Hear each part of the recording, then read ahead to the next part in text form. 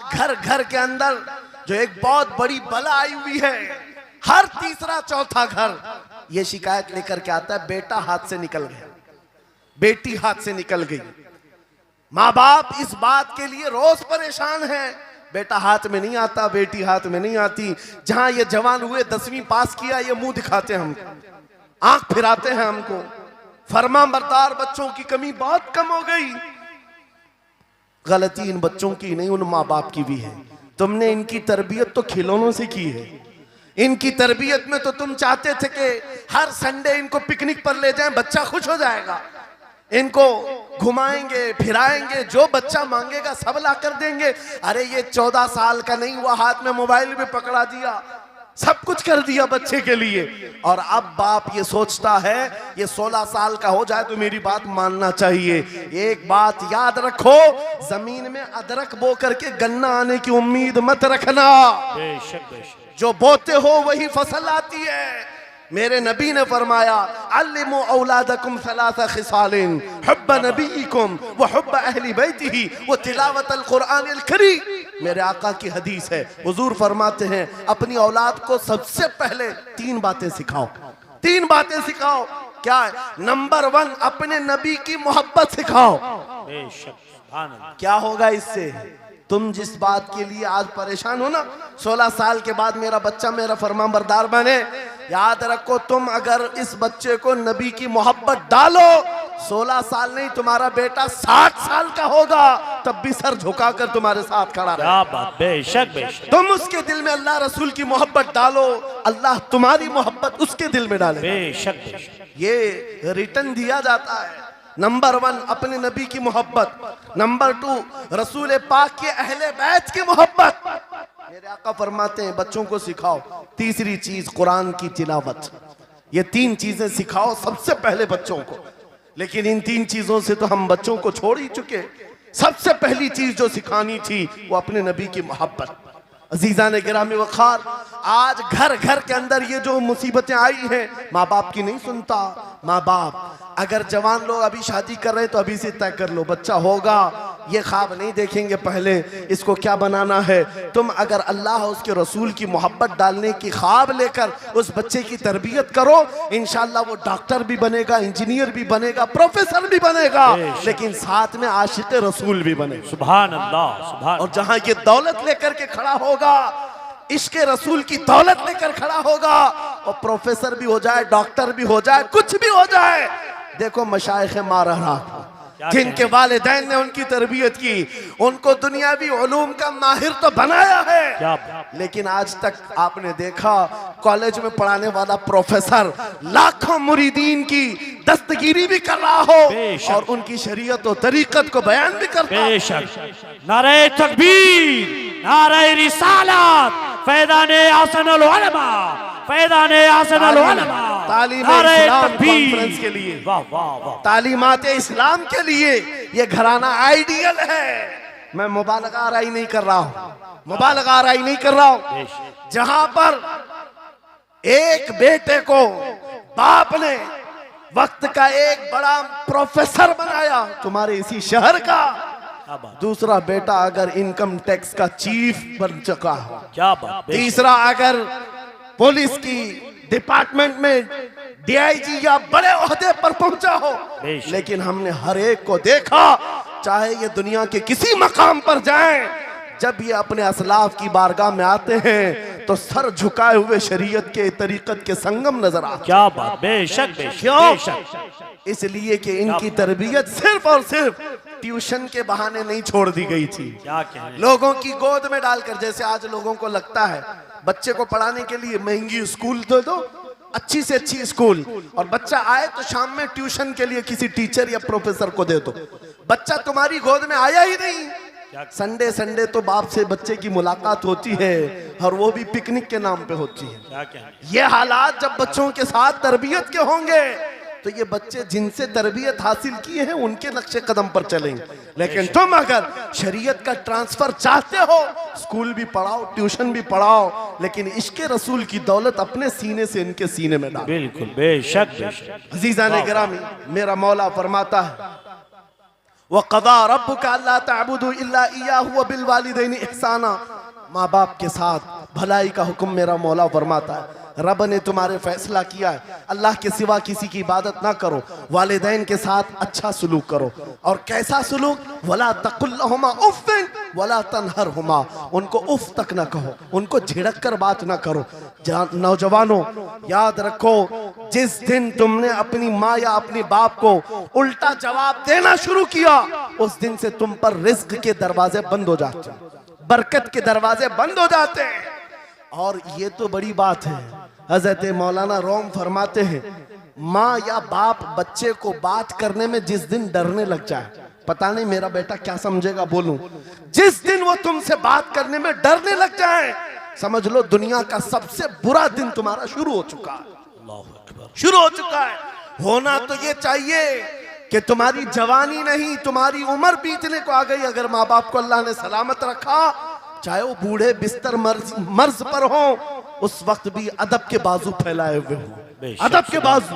आपको पता है सहाबा इकराम बैठे, मेरे आका सल्लल्लाहु अलैहि वसल्लम, एक खातून आई, रसूल खड़े हो गए, अपनी चादर बिछाया, उस खातून को बिठाया। सहाबा कहते हैं हमने एक खातून को, आई हुई खातून को इतना अदब करते हुए रसूलुल्लाह को पहली बार देख रहे थे। वो खातून आई, बैठी, मुस्कुराई, बातें की और चली गई। सहाबा ने पूछा या रसूलल्लाह इस खातून का अदब क्या है? मेरे आका फरमाते हैं ये मेरी दाई, मेरी दूध पिलाने वाली माँ हलीमा सादिया, पैदा हुए नहीं, दूध पिलाई हुई माँ का यह अदब मेरे नबी ने सिखाया। ये अखलाक कुरान के हैं मेरे अजीजों, कुरान के हैं।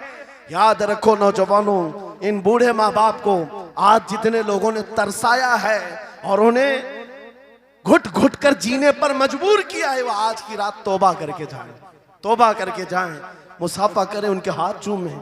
ये तुमसे क्या तमन्ना रखते हैं? बस इतनी कि तुम अपने पैरों पे खड़े हो जाओ, ढंग का कमाना सीख जाओ।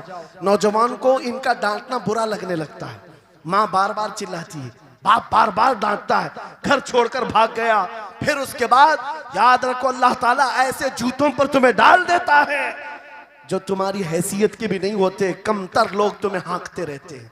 इससे बेहतर है हमें पैदा की हुई माँ, हमें दूध पिलाई हुई माँ अगर डांटती है, कोसती है, मारती है, ये नेमत है।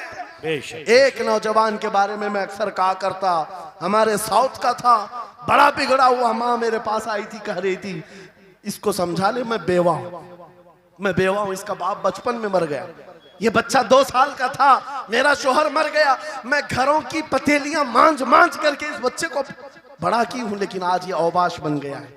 बदमाशों की दोस्ती। मैंने उस नौजवान को बुलाया था, अपने करीब किया, समझाया, अल्लाह ने उसको समझ दे दी। वो लड़का थोड़ा बहुत सीधे रास्ते पर आया और बेंगलुरु गया था कमाने के लिए। मैंने कहा नौकरी कर, तेरी माँ कुछ नहीं चाहती, वो जिंदगी तो गुजार चुकी, अपने हाथों से कमाई है, बस ये चाहती है कि तेरी कमाई का एक लुकमा खा ले। ऐ नौजवान, क्या अपनी माँ को इतना भी सुख नहीं देना चाहता? गया था कमाने के लिए। मेरे अजीजों, आज भी वो मौजूद है, आज भी है। वो कमाया, महीना भर गुजरा था या 2 महीने, अपनी तनख्वाह लेकर के वतन वापस आया। अपने घर के पास जिस दिन वो पहुंचा था, घर के बाहर बहुत भीड़ जमी थी। लोगों से पूछा उसने तो पता चला उसकी माँ आज ही सुबह इंतकाल की। अल्लाहु अकबर। वो पैसों की गड्डी ला करके जो कमाया था 1 महीने 2 महीने की तनख्वाह माँ के कदमों में रख दिया। बहुत रोया। ये बात मैं तकरीरों में इसलिए कहता हूँ, उसने कई बार कहा मुफ्ती साहब नौजवानों को सिर्फ इतनी बात कहें, मैं इस अजाब में रोज मरता हूँ, मेरी माँ जिंदगी भर लोगों के जूठे मांझ करके मुझे खिलाती रही और मैं एक लुकमा मेरी माँ को खिला न सका। जिस दिन मैं लाया था पैसे, ये तो दुनिया से चल पड़ी। मुझे आज रोज इस बात का गम सताता है। आप नौजवानों से खिताब करते हैं, कम से कम इनसे कह दें कि तुम्हारे माँ बाप जिंदा हैं, होश में आ जाओ, अपने हाथों से उनको खिला तो सको, उनके हाथ पकड़कर चला तो सको, इसलिए कि दुनिया की अजीम नियामत है। जिसका बाप जिंदा है, जिसकी माँ जिंदा है, उसके हक में वो दुआ कर लें। मेरे आका फरमाते हैं नबियों की दुआ उम्मत के बराबर जो होती है, वो बाप की दुआ बेटे के बराबर होती है।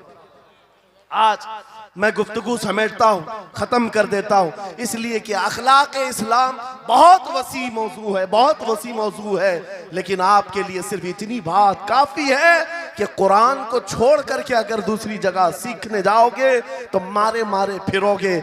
आज वापस आ जाओ उसी कुरान पर जिसको मेरे आका ने हमारे उरूज का जरिया बनाया है, हमारी तरक्की का रास्ता बनाया है। जानते हो, जब दुनिया के पास पार्लियामेंट नहीं थी, चलाने के लिए उसूल नहीं थे, पूरी दुनिया को कुरान ने उसूल बताए हैं, कानून बताए हैं। इस एक कुरान से फ़िक़्ह हनफी मिला, फ़िक़्ह शाफ़ई मिला, फ़िक़्ह हम्बली मिला, फ़िक़्ह मालिकी मिला। ये तो 4 मैंने नमूने बताए, 1 2 नहीं 18 फ़िक़्ह की तदवीना पूरी दुनिया में मौजूद है।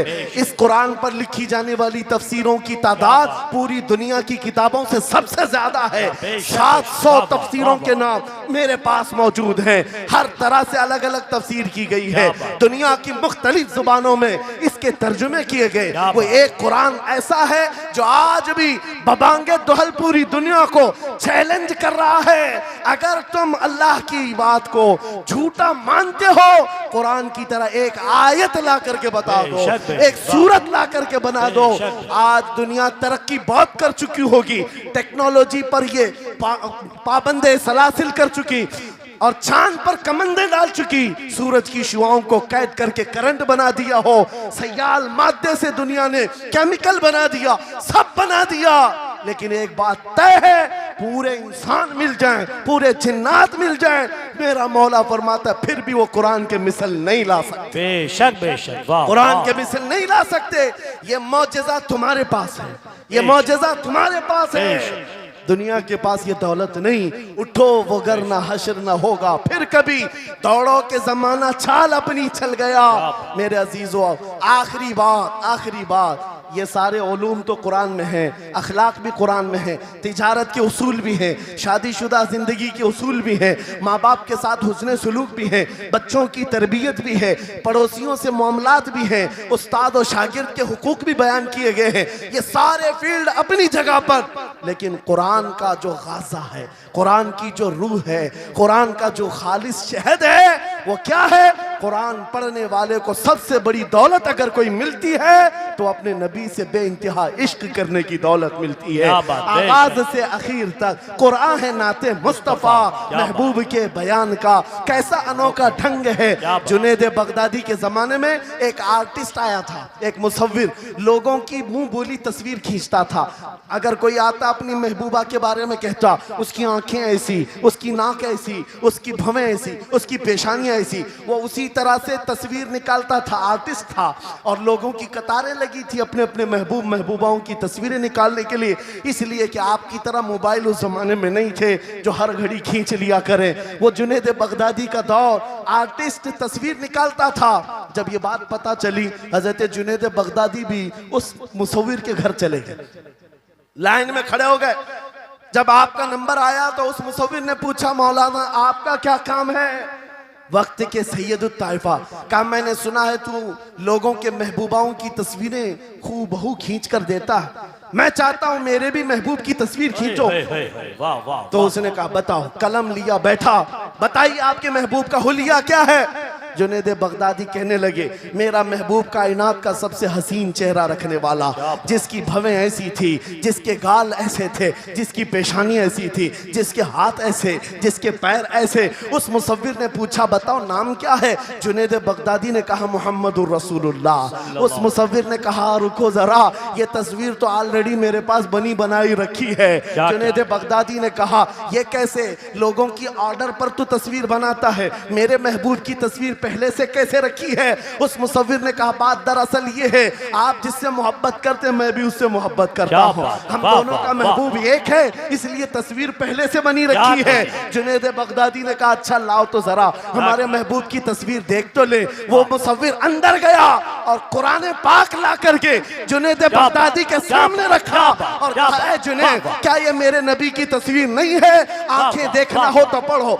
मा ज़ागल बसर हुआ मा तगा, चेहरा देखना देखना हो तो पढ़ो वद्दुहा वल्लैलि इज़ा सजा, हाथ देखना हो तो पढ़ो वमा रमैत इज़ रमैत वलाकिन्नल्लाह रमा, अगर कदम देखना हो तो पढ़ो ला उक़सिमु बिहादल बलद व अंत हिल्लुम बिहादल बलद, अगर सीना देखना हो तो पढ़ो अलम नशरह लका सदरक व वदअना अन्का विज़रक, अगर इस नबी की गुफ्तार देखना हो पढ़ो वमा यंतिकु अनिल हवा इन हुवा इल्ला वहयु यूहा, इस महबूब की अताएं देखना हो तो पढ़ो इन्ना आतैना कल कौसर। क्या बात, वाह वाह, नारे तकबीर, नारे रिसालत, फैज़ाने कुरान मुक़द्दस, फैज़ाने कुरान मुक़द्दस, फैज़ाने खानक़ाह माहिरा, आगाज से फैज़ाने आखिर शेख तक, शायर, आगाज से आखिर तक कुरान है नाते मुस्तफ़ा महबूब के बयान का कैसा अनोखा ढंग है। ये तालीमात इस्लाम कॉन्फ्रेंस से कुरान की तालीमात से ये बात मुझे कहना ज़रूरी था। कुरान सिर्फ अखलाक की तालीम नहीं, सिर्फ मुआशियात की तालीम नहीं, बल्कि कुरान इश्क़ रसूल की तालीम देता है और हुब्बे रसूल सिखाता है। इसलिए हम उसी हुब्बे रसूल के साथ इस जलसे का इख्तिताम करते हैं। उस कुरान की तालीम ऐरे गैरे से भी नहीं हासिल करना, बुझे हुए दिल से भी नहीं लेना, अंधे लोगों से भी मत पढ़ना जो कुरान तो पढ़ा देंगे कुल हु अल्लाहु अहद, लेकिन बाद में ये नहीं बताएंगे किस पर उतरा था। कुरान अगर पढ़ना है तो कंजुल ईमान से पढ़ा करो, जहां बरेली का इमाम ये भी बताएगा कुरान पढ़ने वाला अपने नबी को ये नहीं कहेगा मेरा नबी मेरे जैसा था या उसका इल्म ऐसा था वैसा था, बल्कि बरेली का इमाम बताएगा कुरान पढ़ने वाला अपने नबी को यूं कहेगा सरवर कहूं के मालिक को मौला कहूं तुझे, बागे खलील का गुले ज़ैबा कहूं तुझे, तेरे तो वस्फ़ ऐब तनाही से हैं बरी, हैरान हूं मेरे शाह मैं क्या क्या कहूं तुझे, लेकिन रज़ा ने खत्म सुखन इस पे कर दिया, खालिक का बंदा खल्क का आका कहूं तुझे। वाह वाह वाह वाह, नारे तकबीर।